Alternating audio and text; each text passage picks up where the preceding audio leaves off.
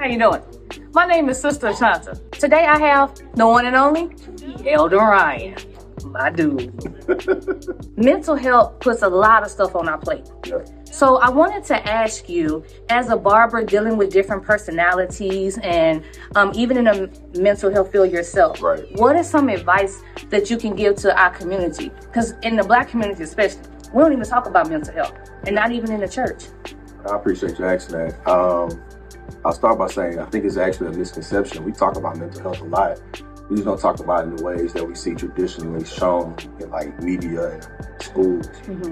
Being a barber, I realized that for most men, barbers become a non-traditional or unconventional way for them to work through their mental health. As an elder or a minister, it's another avenue for us to focus on our mental health. And so what I started doing was looking for ways to encourage men proactively and to have some type of education behind it, which is how I got into the mental health field. And so ways we can do it is just take advantage of the institutions that are already in place, but find people who are actually trained and accredited. Don't just talk to people who you're comfortable with. Find people amongst your existing communities who actually have the skills and the training necessary to help you work through what may be a lapse in your mental health journey.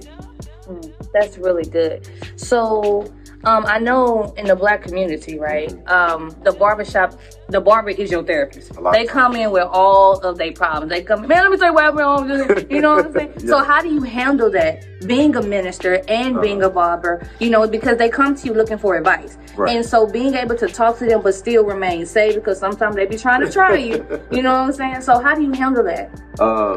Case by case. Okay. I don't let what happened during one appointment bleed into the next. That's good. And I try to do a good job of leaving whatever happens at the shop, leave it at the shop, trying to take it home.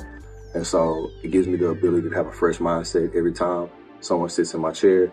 But it also gives me an opportunity, like you said, to minister to people. And not so much browbeat them with the word, but just talk to them. The fact that I'm a barber, people are automatically a little more comfortable, and they'll say some things to me they probably wouldn't have said to me in the church. And then they remember, oh yeah, and you're a preacher. And so I'm able to give them a little more sound advice and give them things that are actually going to stick with them and not just pacify their problem, but actually give them some words that can empower them. That's good. Pacify the problem. That is really good. So just a few more questions, if that's okay with you. We got time. So in your men's mentorship, what are some things that you see in that dealing around mental health, and how can you give advice to our men? With the mentorship, the work I've been doing with a lot of men, I realized that we've accepted some truths that weren't necessarily true. There are misconceptions, there are a lot of times stigmas, a lot of times there are also just things that have been thrown around and somewhat cliche. And because it says so many times, we've accepted them as our truth, and it's not who God created us to be. And so a lot of times what I'm doing is working to help men unwrap those misconceptions and those limiting beliefs that they have about themselves, and align their image of themselves with the image God has for them. So a lot of times you hear me talk about Genesis 1, how God made us in his likeness and after his image. So I'm constantly trying to remind men that, hey, this is who God said you are. And if you're going to agree with God, you can't agree with everybody else. So I try to keep that in the forefront and keep people's mind focused on who God made them and not who the world told them they should become. That's good. That is real good. So what's the scripture that got you through your toughest time when you was dealing with something like nothing else? You can call nobody but God. What's the scripture that just downroll, once you're ready, you just feel like the weight being lifted? I go back to God has not given me the spirit of fear, but of power, love, and a sound mind. That's one, when I was a kid, my mom taught me that one. And that one kind of just comes back all the time. That, and then like I said, Genesis 1, remember that I'm made in the likeness and after the image of God. And then just going down to that 28th verse where it says that he's given me the blessing to be fruitful, multiply, replenish, subdue, and have dominion.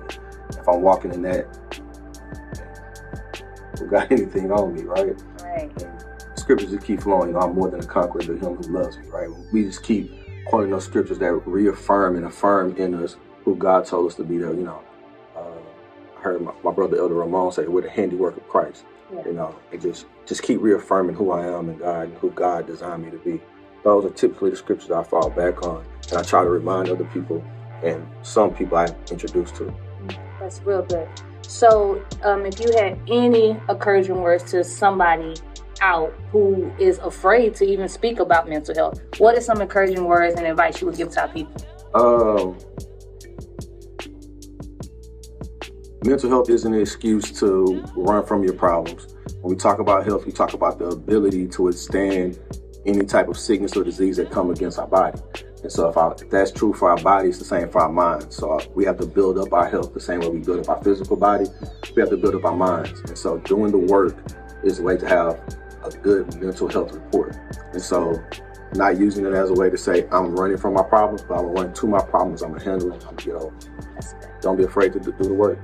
That's good. So it's that saying, it's okay not to be okay, is real. Yeah, it's definitely real. We have to start there and acknowledge you're not okay, but you will be. Thank you so much. And if you're looking for a church home, come to us. New home. What's the address? 4805 Shermire Road, Houston, Texas. We'll love to have you. And we'll see you at the top.